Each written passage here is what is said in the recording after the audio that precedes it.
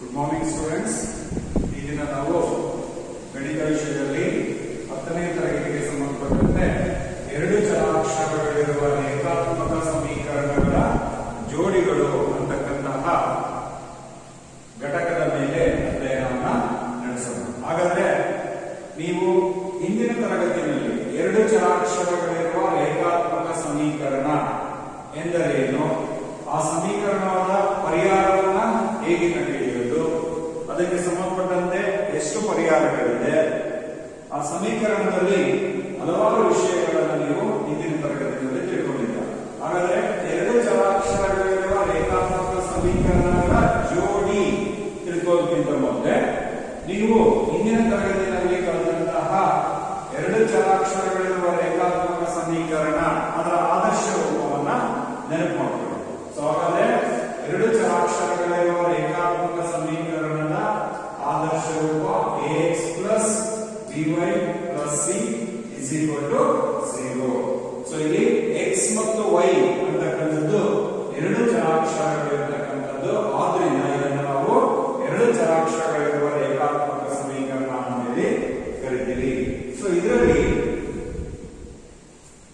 ನೀವೆಲ್ಲರೂ ಗಮನಿಸಬೇಕು, ಇಲ್ಲಿ ಯಾವುದೇ ಕಾರಣಕ್ಕೂ x ನ ಸಹಗುಣಕ a ಮತ್ತು y ನ ಸಹಗುಣಕ b 0 ಆಗಬಾರದು. ಹಾಗಾದ್ರೆ a is not equal to 0, ಅದೇ ರೀತಿ b is not equal to 0 ಆಗಿರಬೇಕು. ಇಲ್ಲಿ ಸ್ಥಿರಾಂಕ c ಏನಿದೆ ಅದು 0 ಆದರೂ ಇಲ್ಲಿ x ಮತ್ತು y ಎರಡು ಚರಾಕ್ಷರಗಳು ಇತ್ತಪ್ಪ ಅಂತ ಹೇಳಿದ್ರೆ ಇದನ್ನ ನಾವು ಎರಡು ಚರಾಕ್ಷರಗಳ ರೇಖಾತ್ಮಕ ಸಮೀಕರಣ ಅಂತ ಹೇಳಿ ಕರಿತೀವಿ. ಇದು ಆ ಒಂದು ಸಮೀಕರಣದ ಆದರ್ಶ ರೂಪ. ಇದಕ್ಕೆ ನಾವು ಒಂದು ಉದಾಹರಣೆಯನ್ನು ತಗೊಂಡು ಅರ್ಥೈಸಿಕೊಳ್ಳೋದಾದ್ರೆ, ಫಾರ್ ಎಕ್ಸಾಂಪಲ್ ಯಾವುದಾದ್ರೂ ಒಂದು ಸಮೀಕರಣ as 2x plus 3y is equal to 5 ಅಂತಿದೆ. ಸೊ ಹಾಗಾದ್ರೆ ಇದು ಎರಡು ಚರಾಕ್ಷರಗಳಿರುವ ಒಂದು ರೇಖಾತ್ಮಕ ಸಮೀಕರಣ. ಆದ್ರೆ ಇದು ಆದರ್ಶ ರೂಪದಲ್ಲಿಲ್ಲ, ಸ್ಥಿರಾಂಕ ಏನಿದೆ ಈಕ್ವಲ್ಸ್ ಚಿಹ್ನೆಯಿಂದ ಬಲಭಾಗದಲ್ಲಿದೆ. ಹಾಗಾದ್ರೆ ಇದನ್ನು ನಾವು ಎಡಭಾಗಕ್ಕೆ ತಗೊಳ್ಳೋದು, ಆದರ್ಶ ರೂಪಕ್ಕೆ ಪರಿವರ್ತನೆ ಮಾಡಿ ABC ಬೆಲೆಗಳನ್ನ ಬರೆಯೋದನ್ನ ಹಿಂದಿನ ತರಗತಿಯಲ್ಲಿ ಕಲಿತಿದ್ದೆ. ಅದನ್ನ ಇನ್ನೊಂದ್ಸರಿ ತಿಳ್ಕೊಳ್ಳೋದಾದ್ರೆ ಆದರ್ಶ ರೂಪದಲ್ಲಿ ಬರುವಾಗ ಈ ಪ್ಲಸ್ ಸೈನ್ ಎಡಭಾಗಕ್ಕೆ ಬರೋದು ಈಕ್ವಲ್ಸ್ ಇಂದ ಮೈನಸ್ ಸೈನ್ ಆಗುತ್ತೆ ಇಸ್ ಈಕ್ವಲ್ ಟು 0. ಹಾಗಾದ್ರೆ ಇದನ್ನ ಆದರ್ಶ ರೂಪಕ್ಕೆ ಹೋಲಿಕೆ ಮಾಡಿ ನೋಡಿ, ಇದು ಕೆಳಗಡೆ ಒಂದ್ಸರಿ ಆದರ್ಶ ರೂಪವನ್ನು ನಾನು ಬರೆದ್ರೆ ax plus by plus c is equal to 0. ಈಗ a ನ ಬೆಲೆ ಏನಾಗುತ್ತೆ 2ಕ್ಕೆ ಸಮ, b ನ ಬೆಲೆ ಪ್ಲಸ್ 3ಕ್ಕೆ ಸಮ, c ನ ಬೆಲೆ ಮೈನಸ್ 5 ಆಗಿದೆ.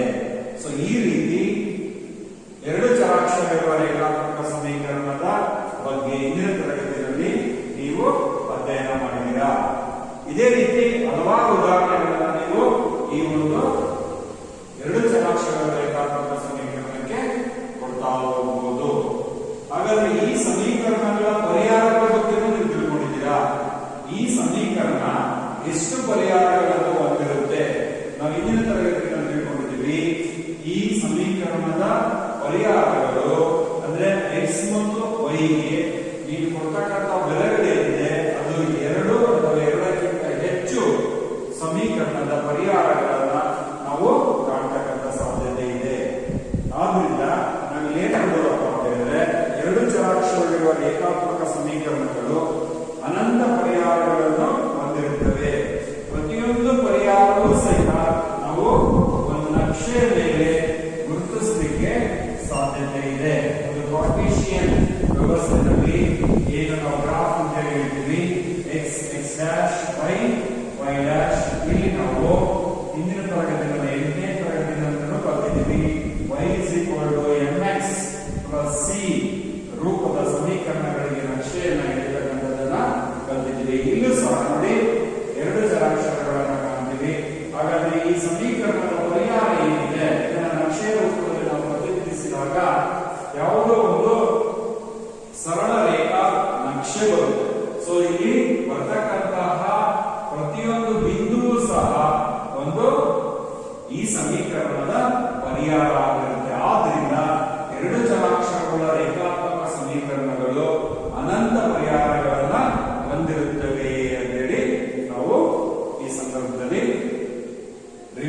ಇದನ್ನ ಮಾಡ್ಕೊಳ್ತಾ ಈಗ ಎರಡು ಚರಾಕ್ಷರ ರೇಖಾತ್ಮಕ ಸಮೀಕರಣಗಳ ಜೋಡಿಗಳಿಗೆ ಬರೋಣ.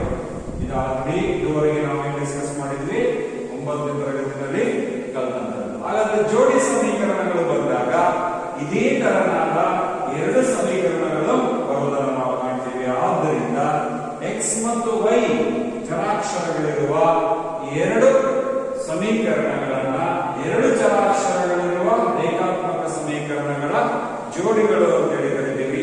ಅವುಗಳಿಗೆ ನಾವು ಆದರ್ಶ ರೂಪವನ್ನು ತಗೊಂಡಾಗ ಏನ್ ಬರುತ್ತಪ್ಪ? a1x plus b1y plus c1 is equal to 0. ಆನಂತರ a2x plus b2y plus c2 is equal to 0. So ಇವು ಎರಡು ಚರಾಕ್ಷರಗಳಿರುವ ರೇಖಾತ್ಮಕ ಸಮೀಕರಣಗಳ ಜೋಡಿಗಳಾಗಿವೆ. ಸೊ ಇಲ್ಲಿ ಮೊದಲನೇ ಸಮೀಕರಣದಲ್ಲಿ ಸಹಗುಣಕಗಳು a1 b1 ಮತ್ತು c1 ಆದರೆ ಎರಡನೇದರಲ್ಲಿ a2 b2 ಮತ್ತು c2 ಆಗಿರುತ್ತವೆ. ಹಾಗಾದ್ರೆ ಇದಕ್ಕೆ ನಾವು ಒಂದು ಉದಾಹರಣೆಯನ್ನು ತಗೊಳ್ಳೋಣ. For example,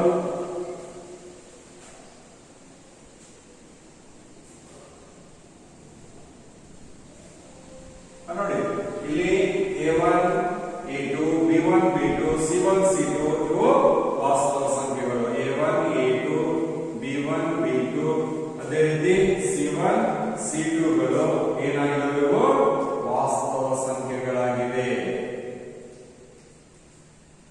okay. ಸೊ ಈಗ ಒಂದು ಉದಾಹರಣೆಯನ್ನು ತಗೋಣ. ಫಾರ್ ಎಕ್ಸಾಂಪಲ್, ರೇಖಾತ್ಮಕ ಸಮೀಕರಣಗಳ ಜೋಡಿಗೆ 2x plus 3y minus 7c is equal to 0. ಅದೇ ರೀತಿ 9x minus 2y plus 8 is equal to 0. C ಬೇಡ, 7 ಇಸ್ ಈಕ್ವಲ್ ಟು 0.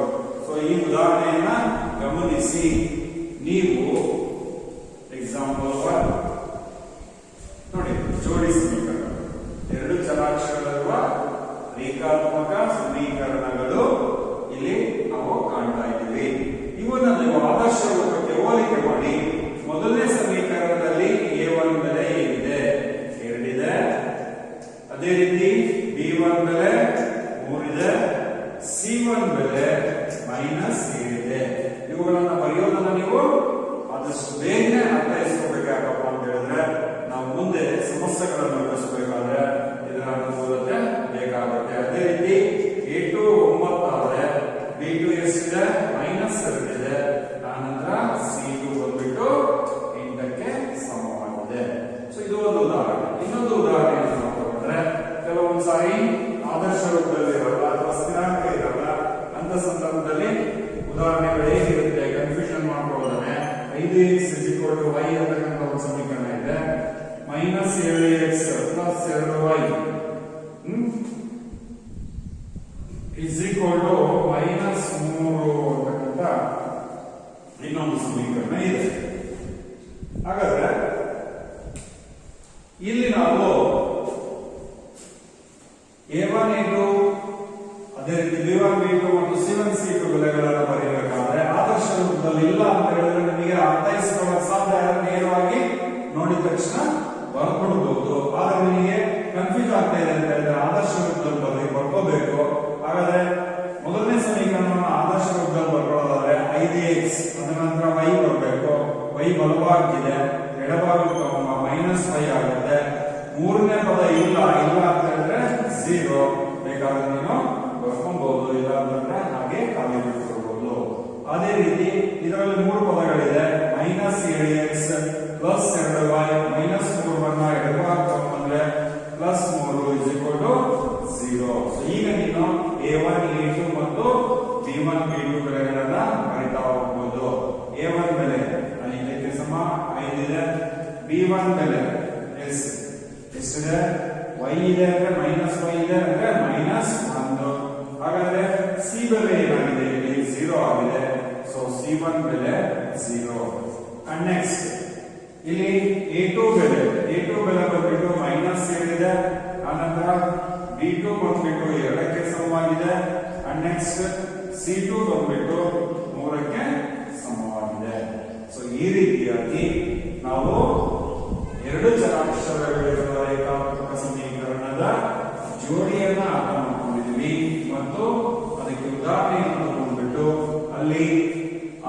ಸಹಗುಣಕಗಳು ಏನು ವಾಸ್ತವ ಸಂಖ್ಯೆಗಳಾಗಿರುತ್ತೆ ಆ ಸಂಖ್ಯೆಗಳು ಯಾವ ಸಂಖ್ಯೆಗಳನ್ನ ಹೊಂದಿದೆ ಅಂತಕ್ಕಂಥದ್ದನ್ನ ಬರೆಯೋದನ್ನ ರೂಢಿ ಮಾಡ್ಕೋಬೇಕು. ಇನ್ನೊಂದ್ಸರಿ ನೋಡ್ಬಿಡಿ. ಸೊ ಇದು 9ನೇ ತರಗತಿಯಲ್ಲಿ ಬೇಕಾದಂತಹ 1, 2 ಚರಾಕ್ಷರಗಳಿರುವ ರೇಖಾತ್ಮಕ ಸಮೀಕರಣ ಆದರ್ಶ ರೂಪ.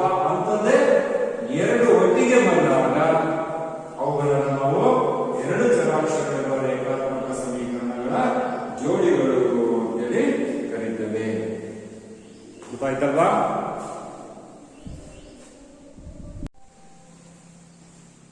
ಎಸ್. ಹಾಗಾದ್ರೆ 2 ಚರಾಕ್ಷರಗಳಿರುವ ರೇಖಾತ್ಮಕ ಸಮೀಕರಣಗಳ ಜೋಡಿಗಳಿಗೆ ಪರಿಹಾರ. ಸೊ ಪರಿಹಾರವನ್ನು ನಾವು ಕಂಡುಹಿಡಿಯಬೇಕಾದ್ರೆ ಹಲವಾರು ವಿಧಾನಗಳನ್ನು ಇಲ್ಲಿ ಬಳಸ್ತೇವೆ. ಅದರಲ್ಲಿ ಮುಖ್ಯವಾಗಿ ನಿಮಗೆ ಇಲ್ಲಿ 4 ವಿಧಾನಗಳನ್ನ ಈ ಒಂದು ಘಟಕದಲ್ಲಿ ಪರಿಚಯಿಸಲಾಗುತ್ತೆ. ಈ ಕಡೆ ಗಮನಿಸಿ. ಮೊದಲನೇದಾಗಿ ಆದೇಶ ವಿಧಾನ ಅಂತೇಳಿ ಬರುತ್ತೆ. ಅದಾದ ನಂತರ ವರ್ಜಿಸುವ ವಿಧಾನ, ಮೂರನೇದು ಓರೆ ಗುಣಾಕಾರ ವಿಧಾನ, ನಾಲ್ಕನೇದು ನಕ್ಷೆಯ ವಿಧಾನದಿಂದ 2 ಚರಾಕ್ಷರ ರೇಖಾತ್ಮಕ ಸಮೀಕರಣದ ಜೋಡಿಗಳನ್ನ ಬಿಡಿಸುವ 4 ವಿಧಾನಗಳನ್ನ ಈ ಒಂದು ಘಟಕದಲ್ಲಿ ಅಧ್ಯಯನ ಮಾಡ್ತೇವೆ ವಿವರವಾಗಿ. ಅದನ್ನ ಅಧ್ಯಯನ ಮಾಡೋದಕ್ಕಿಂತ ಮುಂದೆ ಇಲ್ಲಿ ಕೆಲವೊಂದಿಷ್ಟು ಅಂಶಗಳನ್ನ ನಾವು ತಿಳ್ಕೋಬೇಕಾಗುತ್ತೆ.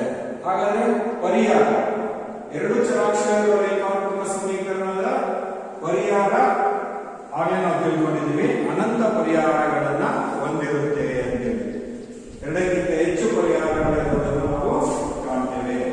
ಹಾಗಾದ್ರೆ ಜೋಡಿ ಸಮೀಕರಣಗಳನ್ನು ತಗೊಂಡಾಗ ನಕ್ಷೆಯ ರೂಪದಲ್ಲಿ ಆ ಸಮೀಕರಣಗಳನ್ನ ಬಿಡಿಸಿ ಪ್ರತಿನಿಧಿಸಿದಾಗ ಏನು ಬೇರೆ ಬೇರೆ ಸಮೀಕರಣಕ್ಕೆ ಯಾವ ಬೇರೆ ಬೇರೆ ತರನಾದ ಒಂದು ನಕ್ಷೆ ಬರುತ್ತೆ ಅನ್ನತಕ್ಕಂಥದ್ದನ್ನು ನಾವು ನೋಡಬಹುದು. ಸೊ ಹಾಗಾದ್ರೆ ನೋಡೋದಾದ್ರೆ 3 ವಿಧದ ನಕ್ಷೆಯನ್ನು ನಾವು ಕಾಣಬಹುದು ಇಲ್ಲಿ. ನೋಡಿ, ಮೊದಲನೇ ನಕ್ಷೆ 2 ಸಮೀಕರಣಗಳ ಪರಿಹಾರ 2 ಸರಳ ರೇಖೆಗಳಾಗಿದ್ದಾಗ ಆ 2 ಸರಳ ರೇಖೆಗಳು ಒಂದು ಬಿಂದುವಿನಲ್ಲಿ ಛೇದಿಸುತ್ತವೆ. ಹಾಗಾಗಿ ಮೊದಲನೆಯ ಒಂದು ವಿಧದಲ್ಲಿ ಒಂದು ಪರಿಹಾರ, ಒಂದೇ ಒಂದು ಪರಿಹಾರ ಮಾತ್ರ ಇರುವುದನ್ನು ನಾವು ಕಾಣ್ತೀವಿ, ಅಥವಾ ಏಕ ಪರಿಹಾರ, ಅನನ್ಯ ಪರಿಹಾರ ಅಂತೇಳಿ ತಗೊಳ್ತೀವಿ. ಅದಾದ ನಂತರ ಎರಡನೇ ಸಾಧ್ಯತೆ 2 ಸಮೀಕರಣಗಳು ಪರಸ್ಪರ ಸಮಾಂತರವಾಗಿ ಬರೋ ಸಾಧ್ಯತೆ ಇರುತ್ತೆ ಪರಿಹಾರದಲ್ಲಿ. ಆಗ ಆ 2 ರೇಖೆಗಳು ಸಮಾಂತರವಾಗಿದ್ದಾವೆ ಅಂದ್ರೆ ಅಲ್ಲಿ ಯಾವುದೇ ಒಂದು ಪರಿಹಾರ ಇರಲಿಕ್ಕೆ ಸಾಧ್ಯವಿಲ್ಲ. ಯಾಕೆಂತಂದ್ರೆ 2 ಛೇದಿಸಿದ್ರೆ ಮಾತ್ರ ನಮಗೆ ಪರಿಹಾರಗಳು ಸಿಗುವಂತ ಸಾಧ್ಯತೆ ಇರುತ್ತೆ. ಆದ್ರಿಂದ ಯಾವ 2 ಸಮೀಕರಣ ಜೋಡಿ ಸಮೀಕರಣಗಳ ನಕ್ಷೆ ಸಮಾಂತರ ಸರಳ ರೇಖೆಗಳಾಗಿ ಬರುತ್ತೋ ಅಂತಹ ಒಂದು ಸಮೀಕರಣಗಳಿಗೆ ಯಾವುದೇ ಪರಿಹಾರ ಇರೋದಿಲ್ಲ. ಇನ್ನ ಮೂರನೇ ವಿಧಾನದಲ್ಲಿ ಆ 2 ಸಮೀಕರಣಗಳ ನಕ್ಷೆ ಅಕಸ್ಮಾತ್ ಐಕ್ಯವಾದರೆ, ಅಂದ್ರೆ ಒಂದರ ಮೇಲೊಂದು ಓವರ್ಲ್ಯಾಪ್ ಆದ್ರೆ, ಇಲ್ಲಿ 2 ಸಮೀಕರಣ 2 ನಕ್ಷೆಗಳನ್ನ 2 ಲೈನ್ಸ್ ಅನ್ನ ನಾವು ತೋರಿಸಲಿಕ್ಕೆ ಏನ್ ಮಾಡಿದೀವಿ, ಆರೋ ಮಾರ್ಕ್ಗಳನ್ನ ಬೇರೆ ಬೇರೆ ತೋರಿಸಿದೀವಿ. ಸೊ 1, 2 ರೇಖೆಗಳು ಒಂದರ ಮೇಲೊಂದು ಐಕ್ಯವಾಗಿದ್ದಾವೆ ಅಂದ್ರೆ ಪ್ರತಿಯೊಂದು ಹಂತದಲ್ಲೂ ಪ್ರತಿಯೊಂದು ಬಿಂದುವಿನಲ್ಲೂ ಒಂದೊಂದು ಪರಿಹಾರ ಸಿಗುತ್ತೆ. ಆದ್ರಿಂದ ಆ ಒಂದು ಸಮೀಕರಣಗಳು ಅನಂತ ಪರಿಹಾರಗಳನ್ನ, ಅಂದ್ರೆ ಅಪರಿಮಿತ ಸಂಖ್ಯೆಯ ಪರಿಹಾರಗಳನ್ನ ಹೊಂದಲಿಕ್ಕೆ ಸಾಧ್ಯತೆ ಇದೆ. ಗೊತ್ತಾಯ್ತಲ್ವಾ? ಸೊ ನಾವು 2 ಸಮೀಕರಣಗಳ ಜೋಡಿಗಳನ್ನ ನಕ್ಷೆಯ ರೂಪದಲ್ಲಿ ಪ್ರತಿನಿಧಿಸಿದಾಗ ಅವುಗಳ ಪರಿಹಾರಕ್ಕೆ ಅನ್ವಯವಾಗಿ 3 ತೆರನಾದ ನಕ್ಷೆ ಬರಲಿಕ್ಕೆ ಸಾಧ್ಯತೆ ಇದೆ.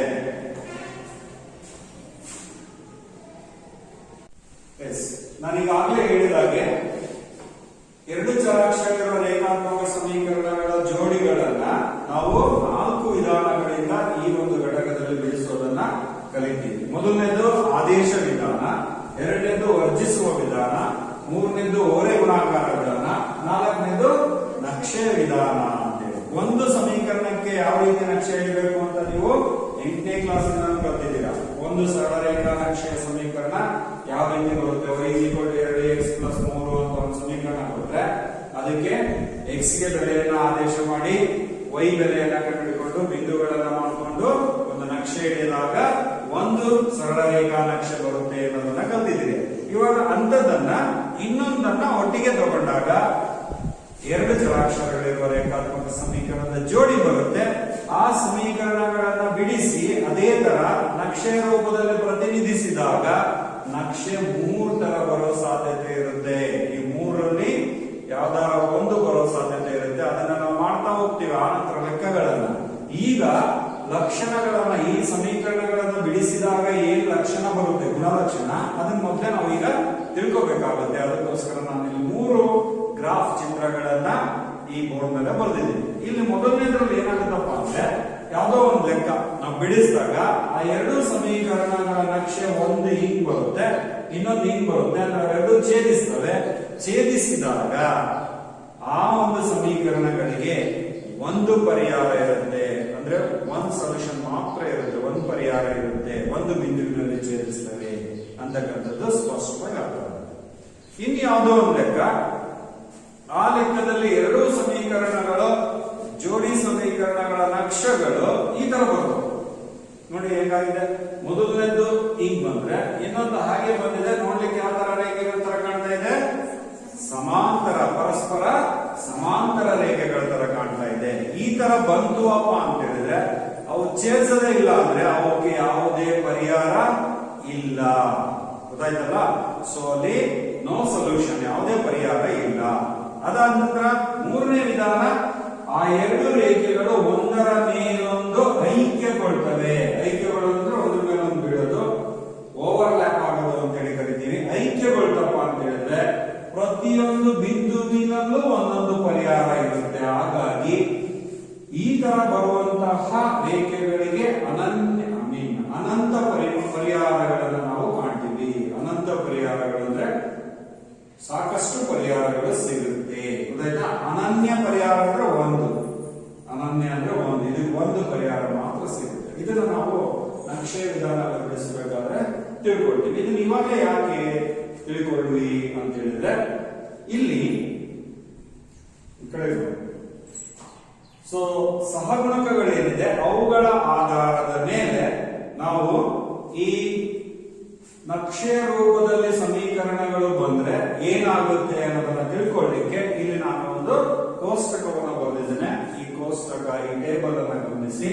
ಇಲ್ಲಿ 3 ಉದಾಹರಣೆಗಳಿದೆ. ಅದನ್ನ ತಗೊಂಡು ಅರ್ಥ ಮಾಡ್ಕೊಳ್ಬೇಕು. ಅದನ್ನ ಅರ್ಥ ಮಾಡ್ಕೊಳ್ಳಿಕ್ಕೆ ನಾವಿಲ್ಲಿ ಏನ್ ಸಹಗುಣಕಗಳಿದೆ ಅವುಗಳ ಅನುಪಾತಗಳನ್ನ ತಗೊಳ್ತೀವಿ. ಮೊದಲನೇದಾಗಿ A1 ಡಿವೈಡೆಡ್ ಬೈ A2 ಅನುಪಾತ, ಅದೇ ರೀತಿ B1 ಡಿವೈಡೆಡ್ ಬೈ B2 ಅನುಪಾತ, and next C1 divided by C2 ನ ಅನುಪಾತವನ್ನ ತಗೊಳ್ತೀವಿ. ಹೇಗದು? ಈ ಒಂದು ಉದಾಹರಣೆ, ಒಂದನೇ ಉದಾಹರಣೆ ಇದೆ, ಮತ್ತೆ ನಾನು ಸಪರೇಟ್ ತಗೊಳ್ತೀನಿ. x minus 2y is equal to 0. ಅದಾದ ನಂತರ 3x plus 4y minus 20 is equal to 0. ಹೀಗೆ ತಗೊಂಡಾಗ ಇಲ್ಲಿ ನಾವು A1 ಬೆಲೆ ಎಷ್ಟಿದೆಯಪ್ಪ? ಇಲ್ಲಿ 1 ಇದೆ. ಇದರಲ್ಲಿ A1 ಬೆಲೆ 1 ಇದೆ. B1 ಬೆಲೆ ಮೈನಸ್ 2 ಇದೆ. C1 ಬೆಲೆ 0 ಅಲ್ವಾ? ಅದೇ ರೀತಿ ಎರಡನೇ ಸಮೀಕರಣ A2 ಬೆಲೆ 3 ಇದೆ. B2 ಬೆಲೆ 4 ಇದೆ. C2 ಬೆಲೆ ಮೈನಸ್ 20. ಈಗ ನಮಗೆ 3 ಲಕ್ಷಣಗಳನ್ನ ಇಲ್ಲಿ ನಕ್ಷೆ ರೂಪದಲ್ಲಿ ಏನ್ ತಿಳ್ಕೊಂಡ್ವೋ ಅದನ್ನ ಈ ಸಹಗುಣಕಗಳ ಅನುಪಾತಗಳನ್ನ ತಗೊಂಡು ತಿಳ್ಕೊಳ್ತೀವಿ. A1 ಡಿವೈಡೆಡ್ ಬೈ A2 ಮಾಡಿ ಏನ್ ಬಂತು? A1 ಡಿವೈಡೆಡ್ ಬೈ A2 ಮಾಡಿದ್ರೆ ನೋಡಿ, A1 ಎಷ್ಟಿದೆ? 1 ಡಿವೈಡೆಡ್ ಬೈ 3 ಇರಲಿ. ನೆಕ್ಸ್ಟ್ B1 ಬೈ B2 ಮಾಡಿ. B1 ಏನಿದೆ? Minus 2 divided by 4. ಇದನ್ನ ಸಿಂಪ್ಲಿಫೈ ಮಾಡಬಹುದಲ್ಲ, ಸುಲಭ ತರಬಹುದಲ್ಲ, ಭಾಗಿಸಬಹುದಲ್ಲ. ಎಷ್ಟಿಂದ ಹೋಗುತ್ತೆ? 2 ಆನ್ಸರ್ ಏನ್ ಬಂತು? ಮೈನಸ್ 1/2 ಬಂತು. ಸರಿನಾ? ಅದೇ ರೀತಿ ನೆಕ್ಸ್ಟ್ C1 ಬೈ C2 ತಗೊಳ್ಳೋಣ. C1 ಎಷ್ಟಿದೆ 0 ಡಿವೈಡೆಡ್ ಬೈ ಮೈನಸ್ 20 ಹಾಗೆ. ಈಗ ಗಮನಿಸಿ A1 by A2 ಮತ್ತೆ B1 by B2 ಮತ್ತೆ C1 by C2 ಏನಾದ್ರೂ ಸಮ ಇದಾವ? ಮೂರನೇದು ಬಿಟ್ಟೇ ಬಿಡ, ಮೂರನೇದು ಬೇಡ. C1 by C2 ತಗೊಂಡಿಲ್ಲ ಕೋಷ್ಟಕದಲ್ಲಿ. ಇವೆರಡೇ ಏನಾದ್ರೂ ಸಮ ಇದಾವ? ಇಲ್ಲ. ಹಾಗಾದ್ರೆ ಮಧ್ಯದಲ್ಲಿ ಏನ್ ಚಿಹ್ನೆ ಹಾಕ್ಬೋದು? Not equal. ಅಂದ್ರೆ ಇದು 1/3 ಬಂದಿದೆ, ಇದು -1/2 ಬಂದಿದೆ. ಹಾಗಾಗಿ ಅವೆರಡು ಸಮ ಇಲ್ಲ. ಸೊ A1 by A2 ನ ಬೆಲೆ 1/3 ಬಂತು, B1 by B2 ನ ಬೆಲೆ -1/2 ಬಂತು, C1 by C2 ನ ಬೆಲೆ 0/-20. ಇವೆರಡು ಸಮ ಇಲ್ಲ. ಇವೆರಡು ಸಮ ಇಲ್ಲ ಅಂತಂದ್ರೆ ನಕ್ಷೆ ವಿಧಾನದಲ್ಲಿ ಆ ಎರಡು ರೇಖೆಗಳು ಛೇದಿಸುವ ರೇಖೆಗಳಾಗಿರುತ್ತವೆ. ಇದನ್ನ ಗ್ರಾಫ್ ಹಾಕಿದಾಗ ನಮಗೆ ಗೊತ್ತಾಗುತ್ತೆ, ಮುಂದೆ ಗ್ರಾಫ್ ಹಾಕ್ತೀವಿ. ಗೊತ್ತಾಯ್ತಾ? ಸೊ ಹಾಗಾದ್ರೆ A1 by A2 is not equal to B2, B1 by B2 ಬಂತಪ್ಪ ಅಂತ ಹೇಳಿದ್ರೆ ನಮಗೆ ಛೇದಿಸುವ ರೇಖೆಗಳಾಗಿರುತ್ತೆ ಅಂತ ಗೊತ್ತಾಗುತ್ತೆ. ಹಾಗಾದ್ರೆ ಛೇದಿಸುವ ರೇಖೆಗಳಾಗಿರ್ತವೆ ಅಂದ್ರೆ ಎಷ್ಟು ಪರಿಹಾರ ಇರುತ್ತೆ? ಒಂದೇ ಪರಿಹಾರ ಇರುತ್ತೆ.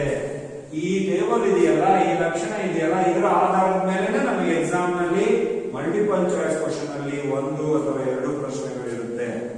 ಅರ್ಥ ಆಯ್ತಾ? ಬಹಳ ಸುಲಭವಾಗಿ ಇದಕ್ಕೆ ಸೊಲ್ಯೂಷನ್ ಅನ್ನ, ಪರಿಹಾರವನ್ನು ನಾವು ಕಂಡುಹಿಡಿತೀವಿ. ಈಗ ಎರಡನೇ ಉದಾಹರಣೆಯನ್ನು ತಗೊಳ್ಳೋಣ. ಏನಿದೆ ಅದು ಎರಡನೇ ಉದಾಹರಣೆ? ಇಲ್ಲೇ ನೋಡ್ಬಿಟ್ಟೆ ಹೇಳ್ಬಿಡ್ಬೋದು ನೀವು. ನಾನು ಅಲ್ಲಿ ಅದನ್ನ ಸಪರೇಟ್ ಆಗಿ ಬರೆಯೋ ಅವಶ್ಯಕತೆ ಇಲ್ಲ, ಆದ್ರೂ ಬರೀತೀನಿ ನೋಡಿ. 2x plus 3y minus 9 is equal to 0. ಇನ್ನೊಂದು 4x plus 6y minus 18 is equal to 0. ಹಾಗಾದ್ರೆ ಇಲ್ಲಿ A1 ಏನಿದೆ? 2. B1 3. C1 next A2 B2 C2. ಈಗ ಅದನ್ನ ಅನುಪಾತವನ್ನ ಕಂಡುಹಿಡಿಯೋಣ. A1 by A2 ಎಷ್ಟು ಬರುತ್ತೆ ನೋಡಿ? 2/4 ಅಂದ್ರೆ 1/2. ಹೇಗೆ? 2 ಅಂದ್ರೆ 2 ಗೊತ್ತಾಗುತ್ತಲ್ವಾ? ನೆಕ್ಸ್ಟ್ B1 by B2 3/6 ಅಂದ್ರೆ 1/2. 3 ಅಂದ್ರೆ 3 ಗೊತ್ತಾಗುತ್ತಲ್ಲ? 1/2. ನೆಕ್ಸ್ಟ್ C1 by C2 ತಗೊಳ್ಳೋಣ. Minus 15 is equal to minus divided by minus plus ಆಗಿದೆ. ಸೊ 9 ಅಂದ್ರೆ 9 ಆನ್ಸರ್ ಏನು ಬಂತು? 3 ಗಮನಿಸ್ರಿ, ಸಮ ಆಗಿದೆ. therefore ನಾವೇನ್ ನಿರ್ಧಾರ ಕೊಡ್ಬೋದು ಅಂದ್ರೆ A1 by A2 is equal to B1 by B2 is equal to C1 by C2 ಆಗಿದೆ ಈ ಉದಾಹರಣೆಯಲ್ಲಿ. ಈಗ ಆಗಿದ್ದರೆ ಆ ಎರಡು ರೇಖೆಗಳು ಐಕ್ಯಗೊಳ್ಳುತ್ತವೆ. ಅದನ್ನ ನಾವು ಗ್ರಾಫ್ ಹಾಕಿ ನೋಡಬಹುದು. ಆಯ್ತಾ? ಹಾಗಾದ್ರೆ ಆ ಚಿತ್ರ ಏನು ಬರುತ್ತೆ? ಈಗ ಬರುತ್ತೆ. ಹಾಗಾದ್ರೆ ಐಕ್ಯಗೊಳ್ಳುವಾಗ ಎಷ್ಟು ಪರಿಹಾರ ಇರುತ್ತೆ? ಅಪರಿಮಿತ ಸಂಖ್ಯೆ, ಅನಂತ ಸಂಖ್ಯೆಗಳ ಪರಿಹಾರ ಇರುತ್ತೆ. ಆಯ್ತಲ್ಲ? ಆ ಉದಾಹರಣೆಯನ್ನ ನಾವು ಈ ಕೋಷ್ಟಕದಲ್ಲೇ ಬರೆಯಬಹುದು. ಇದೆಷ್ಟು ಬಂತು? 1/2 ಬಂತು, ಇದು 1/2 ಬಂತು, ಇದು 1/2. 3 ಈಕ್ವಲ್. ಇನ್ನು ಇನ್ನೊಂದು ಉದಾಹರಣೆ ಯಾವುದು? 3ನೇ. ಅದೊಂದು ಇಲ್ಲೇ ಬರೀತೇನೆ. 3ನೇ ಡೈರೆಕ್ಟ್ ಆಗಿ ಬರ್ಬಿಡ್ತೀವಿ. A1 by A2 ಏನ್ ಬರ್ತದೆ ಇಲ್ಲೇ ನೋಡ್ಬಿಟ್ಟು ಹೇಳ್ಬೋದು. ಈಗ ಎರಡು ಉದಾಹರಣೆ ಕಲ್ತಾದ್ಮೇಲೆ ಇಲ್ಲೇ ಹೇಳ್ಬೋದು. A1 ಬೆಲೆ ಎಷ್ಟು? 1. A2 ಬೆಲೆ 2. ಹಾಗಾದ್ರೆ ಏನ್ ಬಂತು? 1/2 ಬಂತು. ಬರ್ಬೋಣ. Next B1 by B2. B1 by B2 B1 ಎಷ್ಟಿದೆ? 2/4. ಸೊ 2/4 ಅಂದ್ರೆ 1/2. ಸೊ ಇದು ಸಹಿತ 1/2 ಬರುತ್ತೆ. ನೆಕ್ಸ್ಟ್ ಇದೇನಾಯ್ತು? -4 C1 by C2 -4 divided by -12. Minus cancel ಆಗುತ್ತೆ. 4 ಅಂದ್ರೆ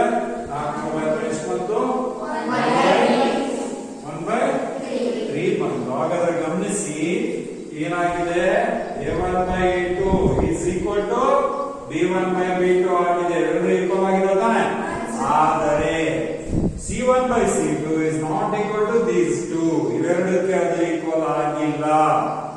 ಈ ತರಹದ ಅನುಪಾತಗಳನ್ನ ಸಹಗುಣಕಗಳ ಮಧ್ಯೆ ನಾವು ಕಾಣ್ತೀವಿ ಅನ್ನೋದಾದ್ರೆ ಆ ಎರಡು ಸಮೀಕರಣಗಳು ಪರಸ್ಪರ ಸಮಾಂತರ ಸರಳ ರೇಖೆಗಳಾಗಿರ್ತವೆ. ಅದು ಹೇಗಿರುತ್ತೆ ಚಿತ್ರ? ಹೀಗಿರುತ್ತೆ. ಹೀಗಿದಾವೆ ಅಂತಂದ್ರೆ ಅವೆರಡು ಸೇರಿಲ್ಲ ಅಂತಂದ್ರೆ ಅವುಗಳಿಗೆ ಪರಿಹಾರ ಇಲ್ಲ. ಇದು ಬಹಳ ಸ್ಪಷ್ಟವಾಗಿ ಅರ್ಥ ಮಾಡ್ಕೋಬೇಕು ನೀವು. ಇದು ಬಹಳ ಇಂಪಾರ್ಟೆಂಟ್. 10ನೇ ತರಗತಿ ಈ ಚಾಪ್ಟರ್ ಸಂಬಂಧಪಟ್ಟಂತೆ 1 ಅಂಕದ ಪ್ರಶ್ನೆಗಳಲ್ಲಿ ನೇರವಾಗಿ ಉತ್ತರಿಸಲಿಕ್ಕೆ ಈ ಒಂದು ಕೋಷ್ಟಕ ನಮಗೆ ಬಹಳ ಸಹಾಯಕ ಆಗುತ್ತೆ. ಇದು ಟೆಕ್ಸ್ಟ್ ಬುಕ್ ಪೇಜ್ ನಂಬರ್ 73 ನಲ್ಲಿ ಬರುತ್ತೆ, 75 ನಲ್ಲಿ ಬರುತ್ತೆ. ಆಮೇಲೆ ನೋಡ್ಕೊಂಡು ಬನ್ನಿ. ಈಗ ಓಪನ್ ಮಾಡೋ ಬೇಡ ಇದೆ ಬೋರ್ಡ್ ಮೇಲೆ ನೋಡಿ ಆಯ್ತಾ. 3ನೇ ಘಟಕದಲ್ಲಿ ಬರುತ್ತೆ. ಸೊ ಹಾಗಾದ್ರೆ ಇನ್ನೊಂದ್ಸರಿ 3 ಅಂಶಗಳನ್ನ ಇಲ್ಲಿ ಗಮನದಲ್ಲಿ ಇಟ್ಕೋಬೇಕು.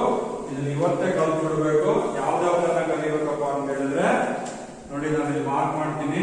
ಎರಡು ರೇಖೆಗಳ ಸಹಗುಣಕಗಳ ಅನುಪಾತ A1 by A2 is not equal to B1 by B2 ಆಗಿದ್ದರೆ ಅವೆರಡು ರೇಖೆಗಳು ಛೇದಿಸ್ತವೆ, ಒಂದು ಪರಿಹಾರ ಇರುತ್ತೆ ಅನ್ನೋದು ಇವತ್ತೇ ನಿಮ್ಮ ಮನಸ್ಸ ಹೋಗ್ಬಿಡುತ್ತೆ.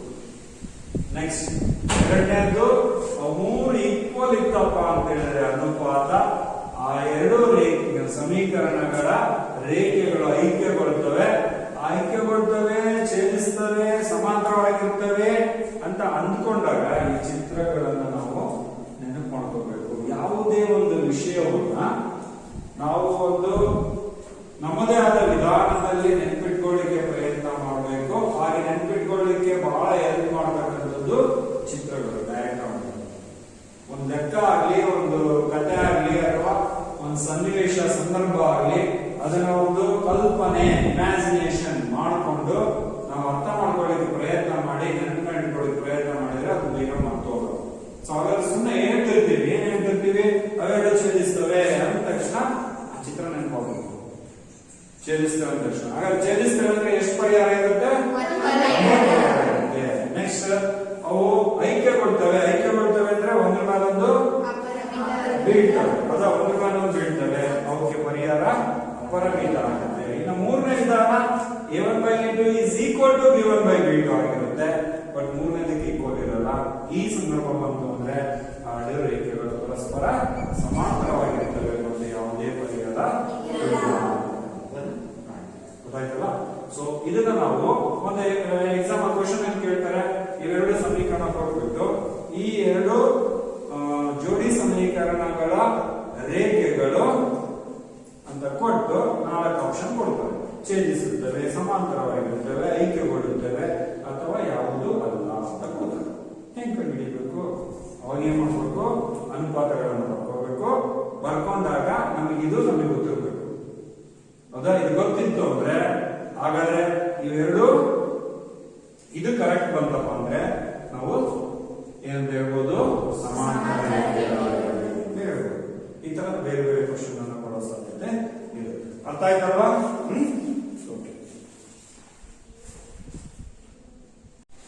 ಓಕೆ. ಸೊ ಈಗ ನಾವು ಎರಡು ಚರಾಕ್ಷರ ರೇಖಾತ್ಮಕ ಸಮೀಕರಣ ಜೋಡಿಗಳನ್ನ ಬಿಡಿಸುವುದು ಅಂದ್ರೆ ಸಮೀಕರಣಕ್ಕೆ ಪರಿಹಾರ, ಸಮೀಕರಣಗಳನ್ನು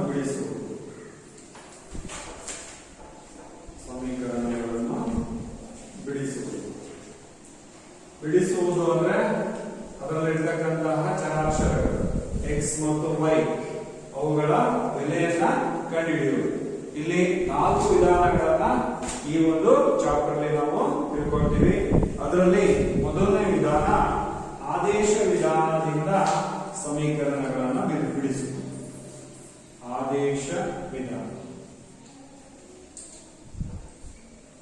ಇಂಗ್ಲಿಷ್ ನಲ್ಲಿ ಸಬ್ಸ್ಟಿಟ್ಯೂಷನ್ ಮೆಥಡ್ ಅಂತ ಕರೀತೀವಿ. ಆದೇಶ ವಿಧಾನ. ಹಾಗಾದ್ರೆ ಆದೇಶ ವಿಧಾನದಿಂದ ಕೆಳಗಿನ ಸಮೀಕರಣಗಳ ಪರಿಹಾರವನ್ನ ಹೇಗೆ ಕಂಡುಹಿಡಿಯುವುದು? ಒಂದು ಉದಾಹರಣೆಯನ್ನ ನಾವು ತಗೊಳ್ಳೋದಾದ್ರೆ ಮೊದಲನೇದು example 1.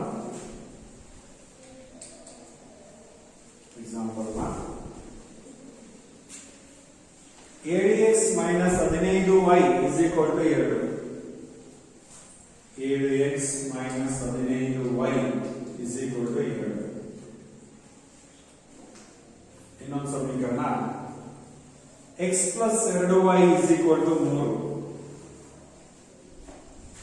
x plus 2y is equal to 3. So ಎರಡು ಸಮೀಕರಣಗಳನ್ನು ನಾವು ತಗೊಂಡಿದ್ದೀವಿ.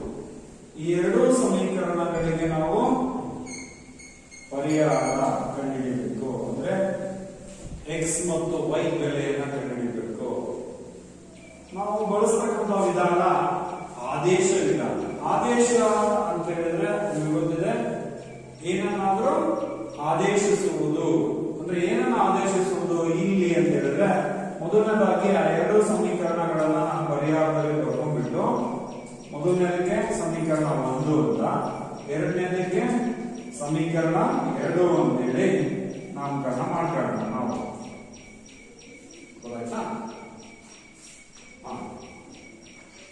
ನೋಡಿ, ಈ ಸಮೀಕರಣಗಳನ್ನ ಎರಡು ಚರಾಕ್ಷರ ರೇಖಾತ್ಮಕ ಸಮೀಕರಣಗಳನ್ನ ಜೋಡಿಗಳನ್ನ ಬಿಡಿಸಬೇಕಾದ್ರೆ ಆದೇಶ ವಿಧಾನ ಅಂತ ಹೇಳಿದ್ರೆ ಒಂದು ಸಮೀಕರಣದಲ್ಲಿ ಯಾವುದಾದ್ರೂ ಒಂದು ಚರಾಕ್ಷರ ಇರೋದಕ್ಕೆ ನೋಡ್ಕೋಬೇಕು. ಗೊತ್ತಾಯ್ತಾ? x ಮತ್ತು y ಎರಡು ಇದ್ರೆ ಅದು ಬೆಲೆ ಸಿಗಲ್ಲ. ಯಾವುದಕ್ಕೆ ಒಂದು ಬೆಲೆ ಕಂಡುಹಿಡಿಯಬೇಕು. ನಾವು ಹಿಂದಿನ ತರಗತಿಯಲ್ಲಿ ಸರಳ ಸಮೀಕರಣಗಳಿಗೆ ಬೆಲೆ ಕಂಡುಹಿಡಿಯೋದನ್ನ ಕಲಿತಿದ್ದೀವಿ. ಸರಳ ಸಮೀಕರಣ for example x plus 2 is equal to 7 ಅಂತಿದೆ ಅಂತ ಹೇಳಿದ್ರೆ x ನ ಬೆಲೆ ಕಂಡುಹಿಡಿಯಿರಿ. ಹೇಗೆ ಕಂಡುಹಿಡಿತೀವಿ? x is equal to 7 minus 2. x is equal to 7 ಅಂದರೆ 5 ಬಂತು. ಅಂದ್ರೆ x ಜಾಗದಲ್ಲಿ 5 ಹಾಕಿ ನೋಡಿದ್ರೆ 5 ಪ್ಲಸ್ 2 7 ಪರಿಹಾರ ಸಿಕ್ಕೋಯ್ತು. ಸೊ x ನ ಪರಿಹಾರ 5. ಎಷ್ಟು ಬೇಗ ಸಿಕ್ತು. ಯಾಕಪ್ಪ ಅಂದ್ರೆ ಒಂದೇ ಚರಾಕ್ಷರ ಇದೆ, ಎರಡಿದ್ರೆ ಸಿಗಲ್ಲ. ಅದೇ ನೀನು x plus 2x is equal to 3 ಅಂತಿದೆ, ಇದಕ್ಕೂ ಪರಿಹಾರ ಸಿಗುತ್ತೆ. ಏನ್ ಪರಿಹಾರ? x ಪ್ಲಸ್ 2x ಕೂಡ್ಬೋದಲ್ವಾ? ಯಾಕೆಂದ್ರೆ ಸಜಾತಿ ಪದಗಳು. x ಪ್ಲಸ್ 2x ಎಷ್ಟಾಯ್ತು? 3x is equal to 3. So x is equal to 3/3. 3 ಅಂದ್ರೆ 3 ಅಂದ್ರೆ x ಇಸ್ ಈಕ್ವಲ್ ಟು 1 ಬಂತು. ಸೊ x ಜಾಗದಲ್ಲಿ 1 ಹಾಕಿದ್ರೆ 1, 2 ಅಂದ್ರೆ 2, 2 ಪ್ಲಸ್ 1 3. ನಾಳೆ ನೋಡ್ಬೋದು, ಪರಿಹಾರ ಸಿಕ್ತು. ಹಾಗಾದ್ರೆ ಇವೆರಡಕ್ಕೂ ಪರಿಹಾರ ಯಾಕೆ ಸಿಕ್ತು ಬೇಗನೆ? ಇಲ್ಲಿ ಒಂದು ಚರಾಕ್ಷರ ಇದೆ. ಹಾಗಾದ್ರೆ ನಮ್ಗೆ ಆ ಎರಡು ಉದಾಹರಣೆಗಳನ್ನ ನಿಮಗೆ ಹೇಳಿದ್ರಿಂದ ಏನ್ ಗೊತ್ತಾಗುತ್ತೆ ಅಂತ ಹೇಳಿದ್ರೆ, ಈ ಎರಡು ಸಮೀಕರಣದಲ್ಲಿ ಒಂದೇ ಒಂದು ಚರಾಕ್ಷರ ಇದ್ರೆ ಅದಕ್ಕೆ ಒಂದು ಬೆಲೆ ಸಿಕ್ಬಿಡುತ್ತೆ. ಒಂದಿಲ್ಲ, ಇಲ್ಲಿ ಎರಡಿದಾವೆ, ಮತ್ತೆ ಒಂದು ಬರೋ ಮಾಡ್ಕೋಬೇಕು. ಹೆಂಗ್ ಮಾಡ್ಕೋಬೇಕು ಅಂತ ಹೇಳಿದ್ರೆ, ಈ ಎರಡು ಸಮೀಕರಣದಲ್ಲಿ ಯಾವ್ದಾರ ಒಂದು ಸಮೀಕರಣ ತಗೊಂಡು ಅದರಲ್ಲಿ x ಗೆ ಅಥವಾ y ಗೆ ಬೆಲೆ ಬರ್ಕೊಂಡು ಅದನ್ನ ತಗೊಂಡೋಗಿ ಇನ್ನೊಂದು ಸಮೀಕರಣದಲ್ಲಿ ಆದೇಶ ಮಾಡಿದಾಗ ಅಲ್ಲಿ ಒಂದು ಚರಾಕ್ಷರ ಆಗುತ್ತೆ. ಆಗ ನಾವು ಬೆಲೆಯನ್ನ ಕಂಡುಹಿಡಿಯಬಹುದು. ಅರ್ಥ ಆಯ್ತಲ್ವಾ? ಸೊ ಹಾಗಾದ್ರೆ ನಾನಿಲ್ಲಿ ಸಹಗುಣಾಂಕ ಇರುವಂತ ಸಮೀಕರಣ ತಗೊಳ್ಳಲ್ಲ, x ಗೆ ಸಹಗುಣಾಂಕ ಇಲ್ಲ ಅದನ್ನ ತಗೊಳ್ತೀನಿ. ಎರಡನೇ ಸಮೀಕರಣ ತಗೊಂಡ್ಬಿಟ್ಟು ಏನ್ ಮಾಡ್ತೀನಪ್ಪ ಅಂತ ಹೇಳಿದ್ರೆ, x plus 2y is equal to 3 ಅಂತಿದೆ ಅಲ್ವಾ, x ಗೆ ಬೆಲೆ ಬರ್ಕೋತೀನಿ. ಅಂದ್ರೆ x ಅನ್ನ ಇಲ್ಲೇ ಇಟ್ಕೊಂಡ್ಬಿಟ್ಟು 2y ನ ಒಳಗಡೆ ಹಾಕ್ತೀನಿ. ಇಲ್ಲಿ 3 ಇದೆ, ಪ್ಲಸ್ 2y ಒಳಗಡೆ ಬಂದ್ರೆ ಏನಾಗುತ್ತೆ? ಮೈನಸ್ 2y ಬರುತ್ತೆ. ಹಾಗಾದ್ರೆ x ಗೆ ಬೆಲೆ ಸಿಕ್ತು. x ನ ಬೆಲೆ x is equal to 3 minus 2y ಅಂತ. ಈಗ ಇದನ್ನ ತಗೊಂಡು ನಾವು x ಅನ್ನು ಸಮೀಕರಣ 1ರಲ್ಲಿ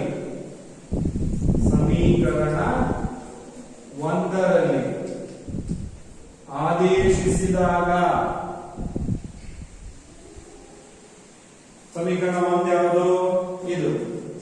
ಇದನ್ನು ಬರ್ಕೊಳ್ತೀನಿ. ಏನಿದೆ ಅದು? 7x minus 15y is equal to 2 ಅಂತಿದೆ. ಇದರಲ್ಲಿ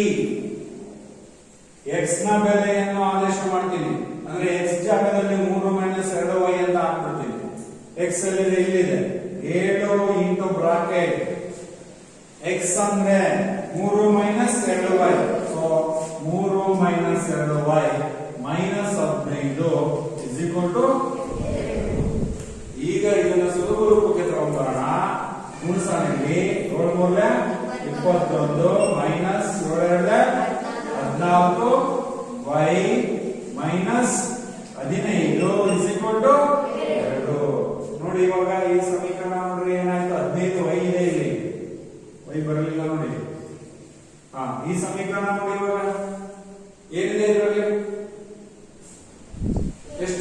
ಎರಡು ಚರಾಕ್ಷರ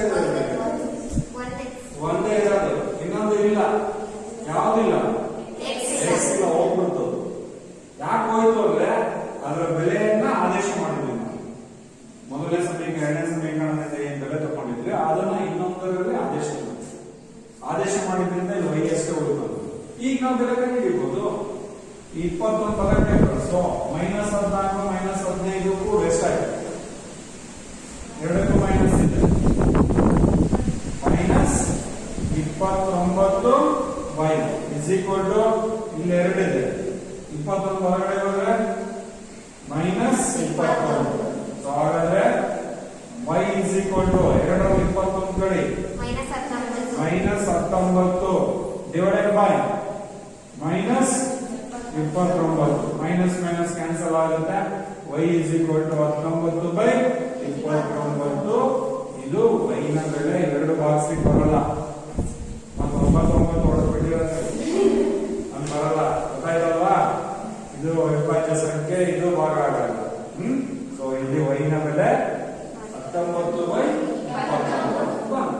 ನಾವು x ನ ಬೆಲೆ ಕಂಡಿರೋದ್ರಲ್ಲ, ಈಗ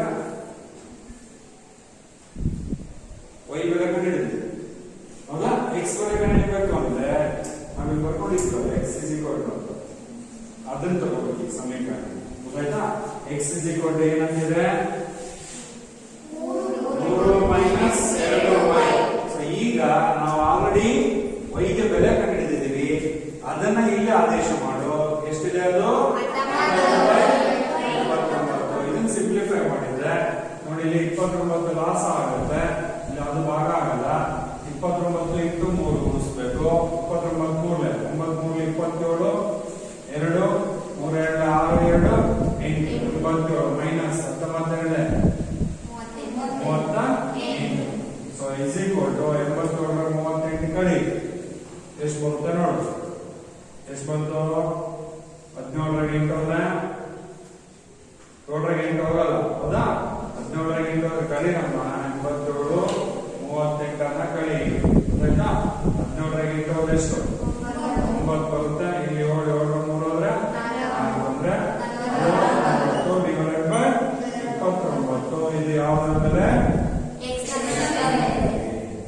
ಈ ರೀತಿಯಾಗಿ ನಾವು ಆದೇಶ ವಿಧಾನದಿಂದ ಈ ಒಂದು ಸಮೀಕರಣವನ್ನ ಬಿಡಿಸಬಹುದು. ಗೊತ್ತಾಯ್ತಲ್ಲ? ಏನಾದ್ರು ಡೌಟ್ ಇದೆನಾ?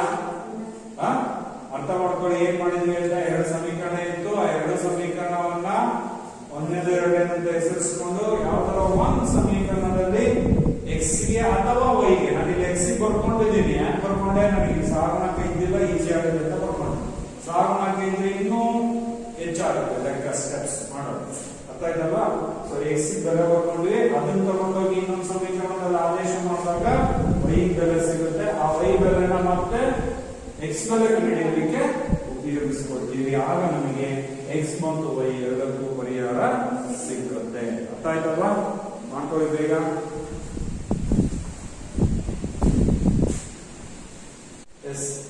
ಎರಡನೇ ಉದಾಹರಣೆ ಸಮಸ್ಯೆ ನೋಡಿ. 2 ಸಮೀಕರಣಗಳು ಜೋಡಿ ಸಮೀಕರಣಗಳಿದೆ. ಇಲ್ಲಿ ಸಂಖ್ಯೆಗಳು ಪೂರ್ಣಾಂಕಗಳಾಗಿಲ್ಲ, ದಶಮಾಂಶ ಸಂಖ್ಯೆಗಳಾಗಿಲ್ಲ. ಹಾಗಾದ್ರೆ ಸಾಮಾನ್ಯವಾಗಿ ದಶಮಾಂಶ ಸಂಖ್ಯೆಗಳಿದ್ರೆ ನಮಗೆ ಗುಣಾಕಾರ, ಭಾಗಾಕಾರ ಅಥವಾ ಪರಿಹಾರವನ್ನು ಕಂಡುಹಿಡಿಯಲಿಕ್ಕೆ ಸ್ವಲ್ಪ ಡಿಫಿಕಲ್ಟ್ ಅನ್ಸುತ್ತೆ. ಅದಕ್ಕೆ ನಾವು ಏನ್ ಮಾಡಬಹುದು? ದಶಮಾಂಶ ಸಂಖ್ಯೆಯನ್ನ ಪೂರ್ಣ ಸಂಖ್ಯೆಯನ್ನಾಗಿ ಪರಿವರ್ತನೆ ಮಾಡಬಹುದು. ಒಂದು ಸ್ಥಾನ, ದಶಮಾಂಶ ಸಂಖ್ಯೆ ಒಂದು ಸ್ಥಾನ ಇದ್ರೆ ಅದನ್ನ ನಾವು ಪೂರ್ಣಾಂಕ ಮಾಡಬೇಕಾದ್ರೆ 10ರಿಂದ ಗುಣಿಸಬೇಕು. ಅದೇ ರೀತಿ 2 ಸ್ಥಾನಗಳಿದ್ದಪ್ಪ ದಶಮಾಂಶ ಸಂಖ್ಯೆಯಿಂದ ಮುಂದಕ್ಕೆ ಅಂದ್ರೆ 100ರಿಂದ ಗುಣಿಸಬೇಕು. ಆಗ ಅದು ಪೂರ್ಣಾಂಕವಾಗಿ ಪರಿವರ್ತನೆ ಆಗುತ್ತೆ. ಸೊ ಇಲ್ಲಿ ಗುಣಿಸೋದು ಅಂದ್ರೆ ಒಂದು ಸಂಖ್ಯೆಗಲ್ಲ, ಆ ಪೂರ್ತಿ ಸಮೀಕರಣಕ್ಕೆ ಗುಣಿಸಬೇಕು. ಹಾಗಾದ್ರೆ ಇಲ್ಲಿ ಒಂದೊಂದು ಸ್ಥಾನಗಳಿರೋದ್ರಿಂದ ಮೊದಲನೇ ಸಮೀಕರಣವನ್ನು 10ರಿಂದ ಗುಣಿಸೋಣ, ಎರಡನೇ ಸಮೀಕರಣವನ್ನು 10ರಿಂದ ಗುಣಿಸೋಣ. 10ರಿಂದ 0.2 ಅನ್ನ ಗುಣಿಸಿದ್ರೆ ಎಷ್ಟಾಗುತ್ತೆ? 2x ಆಗುತ್ತೆ. ಹೇಗೆ? ದಶಮಾಂಶ ಸಂಖ್ಯೆಗಳ ಗುಣಾಕಾರ ಗೊತ್ತಿರ್ಬೇಕು ನಿಮಗೆ.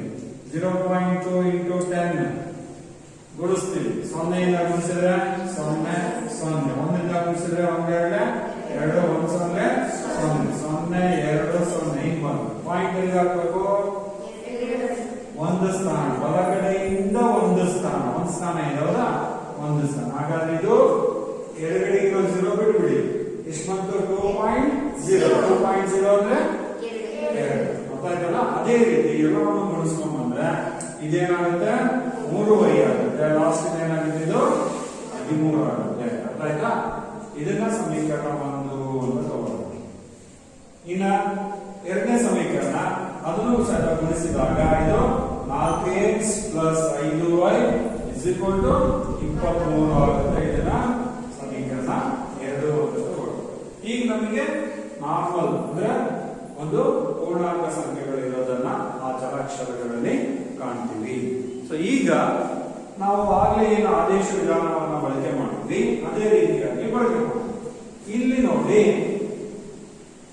x ಗೆ ಅಥವಾ y ಗೆ ಬೆಲೆ ಬರ್ಕೊಳ್ಳಿಕ್ಕೆ ನಾನು ಆಗ್ಲೇ ಸಾಧನಗಳು ಇಲ್ಲದೆ ಇರೋದನ್ನ ತಗೊಳ್ತೀನಿ ಅಂತ ತಗೊಂಡಿಲ್ಲ. ಎಲ್ಲದಕ್ಕೂ ಸಾಧನಕ ಇದೆ, ನೀವು ಹುಡುಕಿದ್ರು ಯಾವುದಕ್ಕೆ ಇಲ್ಲ ಅಂತ ನನಗೆ ಹಾಗಾಗ್ಬಿಟ್ಟು ಯಾವ್ದಾದ್ರು ಒಂದೇ ಸಮೀಕರಣ ತಗೊಳ್ತೀನಿ.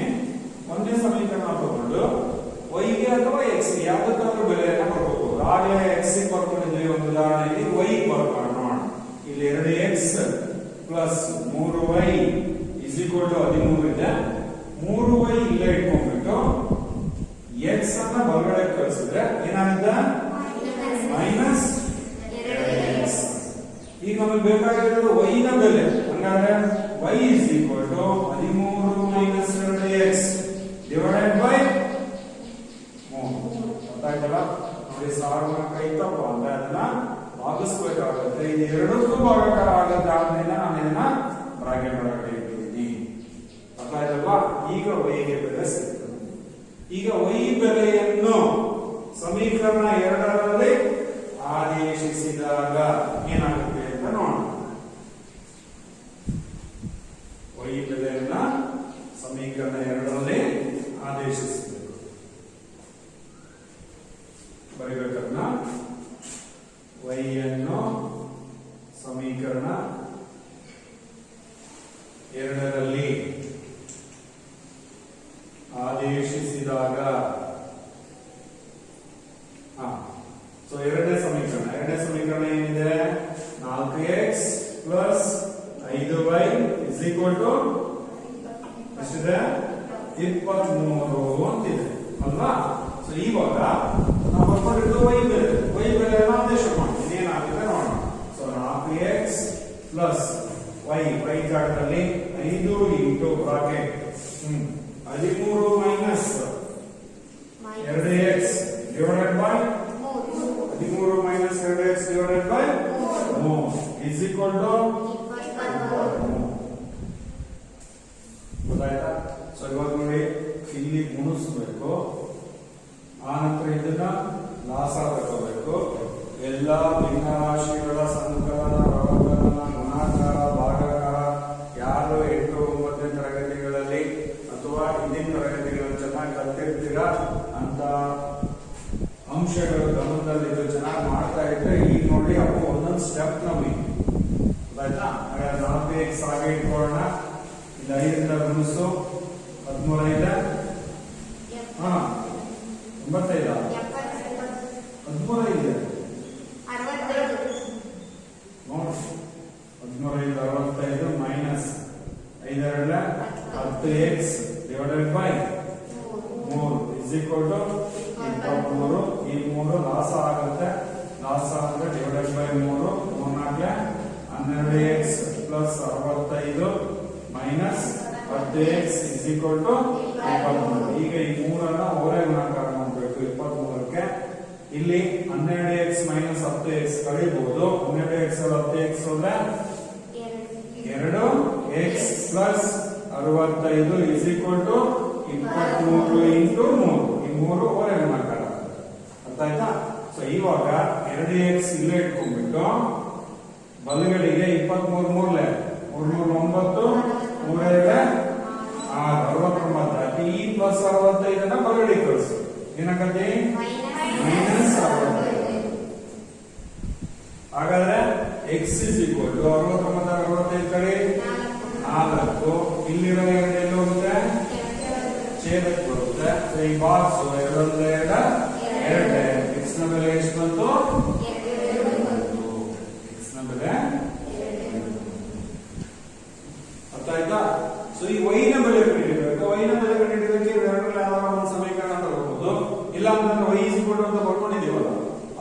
ಬೇಕಾದ್ರೂ ಡೈರೆಕ್ಟ್ ಆಗಿ ಕಂಡುಹಿಡಿಯಬಹುದು. So y is equal to ಬರ್ಕೊಂಡ್ಬಿಟ್ಟಿದ್ದೀವಿ, ಅದನ್ನೇ ತಗೋಣ. So y is equal to ಏನಿದೆ 13 ಮೈನಸ್ 2x ಡಿವೈಡೆಡ್ ಬೈ 3 ಅಂತಿದೆ. ಹಾಗಾದ್ರೆ x ನ ಬೆಲೆಯನ್ನ ಇಲ್ಲಿ ಆದೇಶ ಮಾಡಿದ್ರೆ 13 ಮೈನಸ್ 2 ಇಂಟು x ನ ಬೆಲೆ ಎಷ್ಟು 2 divided by 3. 13 minus 2 4 divided by 3. 3 4 ಅಂದ್ರೆ 9. 9 ಬೈ 3 ಭಾಗಿಸಿದ್ರೆ 3 ಒಂದೇ 3 3. ಹಾಗಾದ್ರೆ y ನ ಬೆಲೆ ಎಷ್ಟು ಬಂತು 3 ಬಂತು. ಸೊ ನಮಗೆ ಬಂದಿರತಕ್ಕಂತ ಪರಿಹಾರಗಳು ಏನಿದೆ ಅದನ್ನ ನಮ್ಮ ಸಮೀಕರಣದಲ್ಲಿ ಹಾಕೊಂಡು ಚೆಕ್ ಮಾಡ್ಕೋಬಹುದು, ತಾಳೆ ನೋಡ್ಬೋದು. ಗೊತ್ತಾಯ್ತಾ? x ನ ಬೆಲೆ ಎಷ್ಟಿದೆಯಪ್ಪ 2 ಇದೆ. ಒಂದನೇ ಸಮೀಕರಣ x 2 into 2 4 plus 3 into y ನ ಬೆಲೆ